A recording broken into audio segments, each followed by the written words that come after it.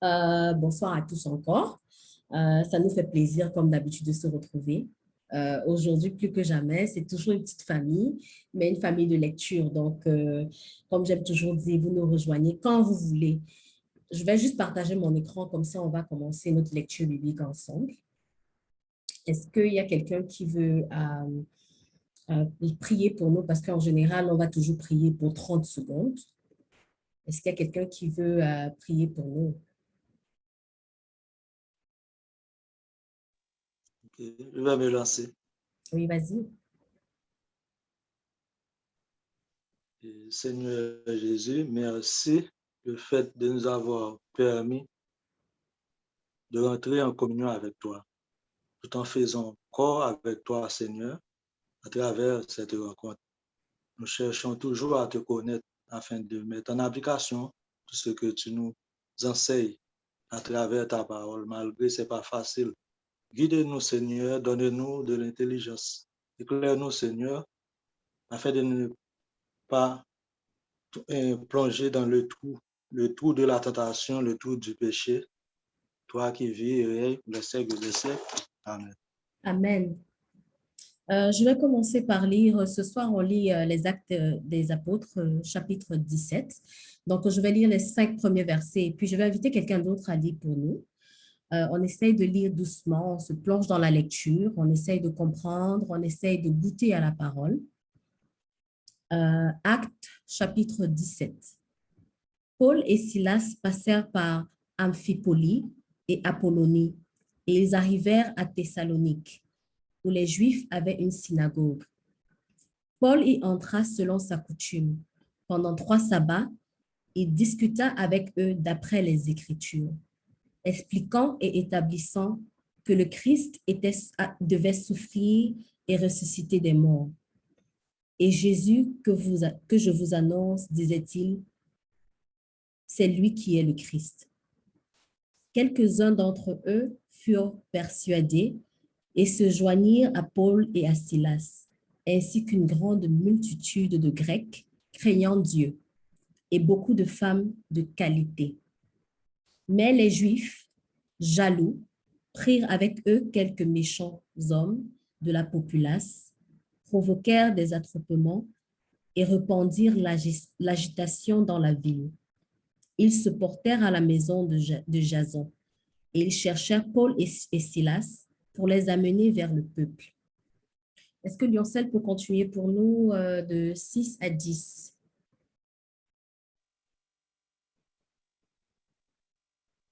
Ne les trouvant pas, ils traînaient Jason et quelques frères devant les magistrats en criant: ceux qui ont semé le désordre dans le monde entier, voilà qu'ils sont ici. Et Jason les accueille. Ils contreviennent tous aux édits de l'empereur en disant qu'il y a un autre roi, Jésus. Ces Juifs jetaient ainsi le trouble parmi la foule et les magistrats qui entendaient cela. On fit payer une caution à Jason aux autres avant de les relâcher. Aussitôt, les frères firent partie de nuit vers Bérée, Paul et Silas, qui, dès leur arrivée, se rendirent à la synagogue des Juifs. Merci, Lioncel. Est-ce que Steve peut continuer de 11 jusqu'à 15, s'il te plaît? Ceux-ci avaient des sentiments plus nobles que ceux de Thessalonique.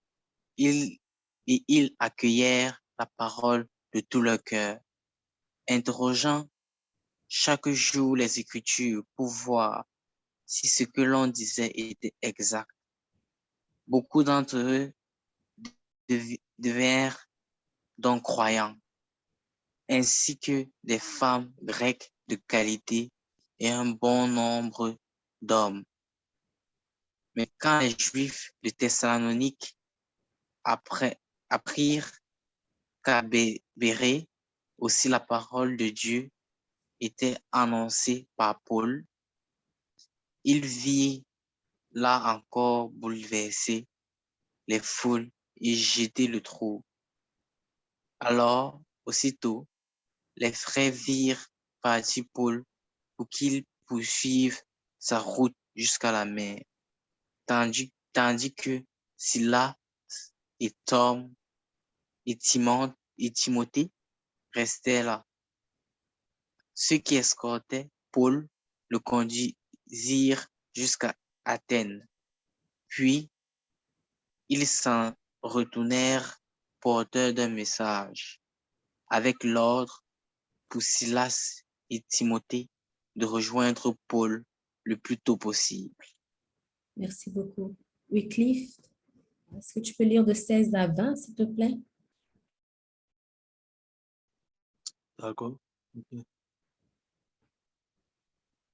Et pendant que Paul les attendait à Athènes, il avait l'esprit exaspéré en observant la ville livrée aux idoles. Il discutait donc à la synagogue avec les Juifs et ceux qui adorent Dieu, ainsi gravés ceux qu'il rencontrait chaque jour sur l'agora. Il y avait même des philosophes épicuriens et stoïciens qui venaient s'entretenir avec lui. Certains disaient que peut-il bien vouloir dire sera d'auteur, et d'autres, on dirait, un pécheur de divinité étrangère. Il disait cela parce que Paul se faisait le messager de Jésus et de résurrection. Il vint le prendre pour le conduire à la Réopage. Il lui disait, pouvons-nous savoir quel est cet enseignement nouveau que tu proposes? Merci. Sinon, oui, ok. William, est-ce que tu peux lire de 21 jusqu'à 22, jusqu'à 25, s'il te plaît? Tous les Athéniens, en effet, ainsi que les étrangers de passage, ne consacraient leur temps à rien d'autre que dire ou écouter la dernière nouveauté. Alors Paul, debout au milieu de l'aréopage, fit ce discours. Athéniens, je peux observer que vous êtes en toutes choses des hommes particulièrement religieux. En effet, en me promenant et en observant vos monuments sacrés, j'ai même trouvé un autel avec cette inscription au Dieu inconnu. Or, ce que vous vénérez sans le connaître, voilà ce que moi, je viens vous annoncer.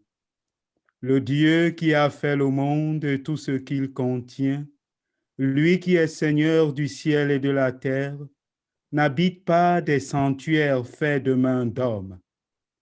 Il n'est pas non plus servi par des mains humaines, comme s'il avait besoin de quoi que ce soit, lui qui donne à tous la vie, le souffle et tout le nécessaire. Il a fait que tous les hommes sortis d'un seul sang habitassent sur toute la surface de la terre, ayant terminé la durée des temps et les bornes de leur demeure.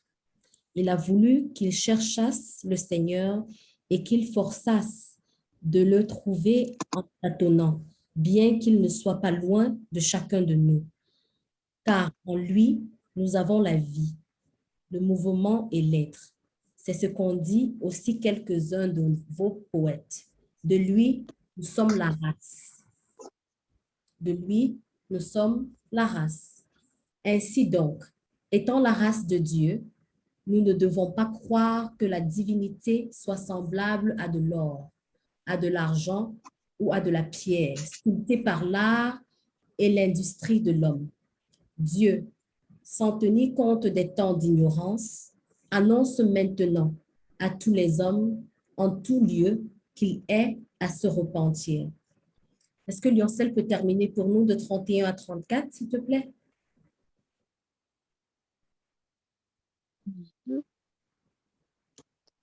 En effet, il a fixé le jour où il va juger la terre avec justice par un homme qu'il a établi pour cela, quand il l'a accrédité auprès de tous en le ressuscitant d'entre les morts. Quand ils entendirent parler de résurrection des morts, les uns se moquaient et les autres déclaraient, là-dessus, nous t'écouterons une autre fois. C'est ainsi que Paul se retira du milieu d'eux, s'en alla. Cependant, quelques hommes s'attachaient à lui et devinrent croyants. Parmi eux, il y avait Denise, membre de l'Aréopage, et une femme nommée Damaris, ainsi que d'autres avec eux. Parole du Seigneur. Nous rendons grâce à Dieu. Merci beaucoup, Lioncel.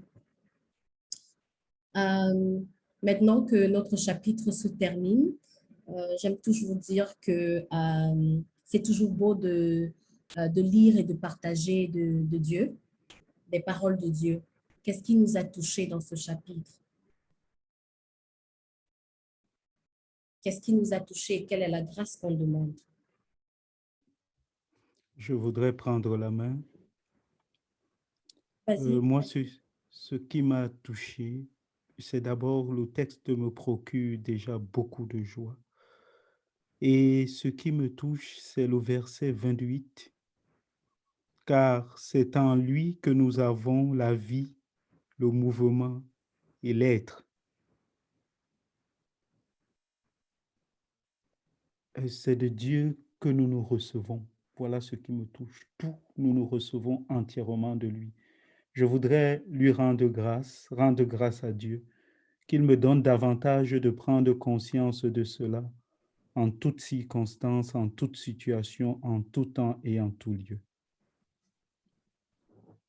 Merci beaucoup, William. Quelqu'un d'autre voudrait partager? Moi, je vais partager le verset 29 qui dit si donc nous sommes de la descendance de Dieu, nous ne devons pas penser que la divinité est pareille à une statue d'or, d'argent ou de pierre sculptée par l'art. Moi, ce que j'entends par là, c'est que faut pas penser que comme on est descendant de Dieu, il faut pas s'attacher sur le matériel, que la richesse n'est pas une fin en soi. Il faut être riche intellectuellement, se nourrir comme on est en train de faire maintenant, de la parole, d'amour, même si c'est vrai qu'on a besoin d'argent, mais pas s'attacher à ça. S'attacher au bien comme la famille et tout. Donc, la grâce que je demande, c'est que Dieu me donne cet amour et cette force de ne pas trop mettre ma tête au bien matériel. Merci, Steve. Que le Seigneur comble ton cœur. Dans la même lancée que Steve, le parcours de Paul continue de me surprendre. Lorsqu'on lisait, on s'est rendu compte que lui, depuis les actes des apôtres, on s'est rendu compte que lui, il persécutait les hommes de Dieu. Aujourd'hui qu'il a reçu la grâce, il a une connaissance des choses divines, des choses de Dieu, au point où, au verset 2, on dit que Paul y entra selon sa coutume. Pendant 3 sabbats, il discuta avec eux d'après les Écritures. Donc, il ne parlait pas au hasard. Il se basait sur les Écritures. Et à plusieurs reprises, Jésus demandait dans l'Évangile, et surtout l'Évangile de Marc, j'aime bien me baser sur l'Évangile de Marc, parce que c'est celle qu'on a lue au préalable. Jésus nous a demandé, n'avez-vous pas lu cette parole de l'Écriture? Alors je me dis, même comme Paul avec cette connaissance divine, il n'avait pas arrêté de lire, il n'avait pas arrêté de se baser sur les Écritures. La grâce que moi je demande, c'est que le Seigneur nous donne de trouver, à travers nos lectures que nous faisons quotidiennement, l'intelligence et la connaissance de son Père, à travers ses paroles, à travers ses mots que nous lisons tous les jours, que notre foi grandisse de jour en jour.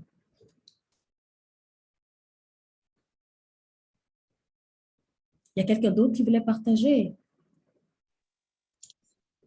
Et ce qui m'a touché autour de ce texte, en fait, c'est le verset 24 à 25. Dieu qui a fait le monde et tout ce qui s'y trouve est le Seigneur du ciel et de la terre. Il n'habite pas dans le temple construit par les hommes. En fait, ça traduit en quelque sorte ce qu'on appelle l'idolâtrie. Et par exemple, il y a des gens qui ont l'habitude de prendre le plaisir de pouvoir adorer quelque chose que les hommes ont créé.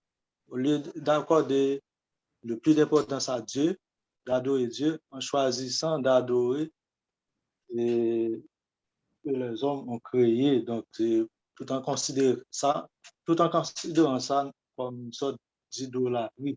Parce que Dieu est un Dieu jaloux. Il ne veut pas qu'on accorde l'importance des autres choses, mais c'est à lui il faut accorder l'importance. Donc, la grâce que je demande à Dieu, en fait, de me donner l'intelligence et de m'accorder l'esprit de discernement afin de ne pas plonger dans l'idolâtrie, en me permettant d'avoir un bon jugement pour pouvoir discerner ce qui est bon et ce qui est mauvais. Merci. Bien sûr. Merci beaucoup d'avoir partagé, Wycliffe. Vous savez, dans la même lancée, le même verset m'a touché. C'était le verset 23 et 24. Je me disais, Paul a tellement bien décrit Dieu qu'en lisant, j'étais super stupéfaite. Il explique aux gens qui vénèrent Dieu sans même le connaître. Nous qui le connaissons et le craignons même d'ailleurs, est-ce qu'on l'honore pour autant que ceux qui ne l'ont pas connu? Je me suis dit, la grâce que je demandais, c'est que Dieu nous donne de l'aimer comme nous sommes, de tout notre cœur, de l'honorer à sa juste valeur, parce que parfois, on ne lui donne pas la valeur qu'il a dans notre vie. Parce que comme Paul a expliqué, c'est lui qui nous donne le souffle de vie. Donc, en réalité, il n'a besoin de rien. Il a juste besoin de notre cœur. Alors qu'il touche ce cœur-là et qu'il nous donne cette grâce de l'aimer sans rien attendre en retour. Quelqu'un d'autre? Je voudrais continuer dans la même lancée que Steve, Wycliffe et Roussel, en faisant un parallèle entre le verset 24 et le verset 29.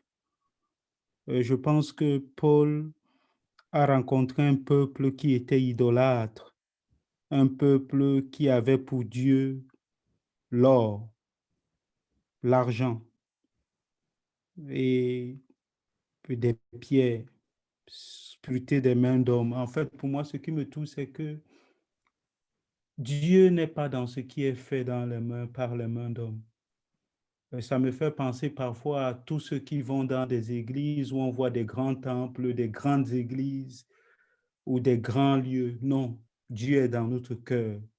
Dieu ne se saisit pas là. Si on s'arrête là, Dieu n'est pas là.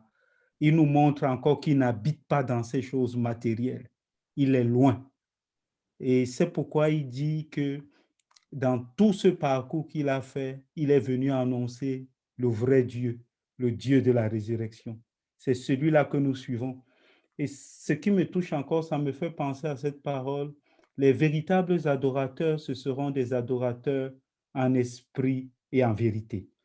La grâce que je voudrais demander au Seigneur, c'est que le Seigneur me donne la grâce de le chercher et de le trouver en toutes choses. Qu'à travers tout ce que je vois, je puisse traverser cela et pouvoir trouver sa trace en toutes choses. Merci. Merci, William. Je ne vais pas partir sans toutefois partager quelque chose qui m'a touchée particulièrement et que je souligne à chaque fois, c'est la jalousie. Ça, c'était le verset 5. Donc, poussé par la jalousie, depuis qu'on lit, je fais ce constat, c'est par la jalousie que vient la source du mal. Par la jalousie, ils prennent des méchants avec eux, ils provoquent l'agitation Donc, il y a un manque de paix, une absence de paix. La colère, la peur et même la mort, parce que des apôtres ont trouvé la mort. Jésus lui-même a trouvé la mort. Donc, la grâce que je demande, c'est que l'esprit de jalousie rôde loin de nous, de chacun de nous, que nous sachions s'accepter et s'aimer tel que nous sommes, sans comparer, sans vouloir être comme. Accepter que nous sommes des êtres parfaits, que Dieu a fait à son image. Est-ce qu'il y a quelqu'un qui veut prier pour nous avant qu'on ne s'en aille, parce qu'il nous manque juste comme 4 ou 5 minutes? Je voudrais, moi, D'accord, Lioncel, vas-y. finir avec juste le credo, l'acte de foi, pour que le Seigneur puisse raffermir notre foi comme il le fait à chaque fois. Donc, je vais finir avec ça. Merci. Je crois en Dieu, le Père Tout-Puissant, Créateur du ciel et de la terre, et en Jésus-Christ, son Fils unique, notre Seigneur, conçu du Saint-Esprit et de la Vierge Marie, a souffert sous Ponce Pilate, et est mort et a été Je pense que descendu aux enfers. Le troisième jour, est ressuscité. Je pense que le réseau de Lioncel dérange. Nous demandons au Seigneur que tous nos enseignements trouvent une place dans nos cœurs et que nous soyons toujours bénis par lui. En attendant qu'on se retrouve la semaine prochaine, ça sera le 13 juillet à 20h30, que le Seigneur nous donne toujours la force d'être toujours prêt à se joindre à la lecture pour apprendre de lui. Tout comme Paul, on doit se baser sur les Écritures pour défendre notre foi, alors que l'Esprit du Seigneur sache nous guider dans toutes nos lectures, dans toute notre vie, pour qu'on puisse apprendre de lui chaque jour. Je vous souhaite tous un très bon week-end. On se retrouve la semaine prochaine. Donc, j'espère que je vais tous vous retrouver en bonne santé. Spécialement, aujourd'hui, c'est l'anniversaire de ma mère. Alors, je lui souhaite un très bon anniversaire. Sans elle, je ne suis rien. Je n'aurais pas pu exister sans elle. Alors, de tout cœur, joyeux anniversaire, maman. On t'aime très fort. Merci pour notre éducation et tout l'amour, toute la crainte de Dieu que tu nous as transmis. Bonne semaine, bon week-end à tout le monde. Hein. On se retrouve la semaine prochaine. Bon week-end. Bon anniversaire, maman.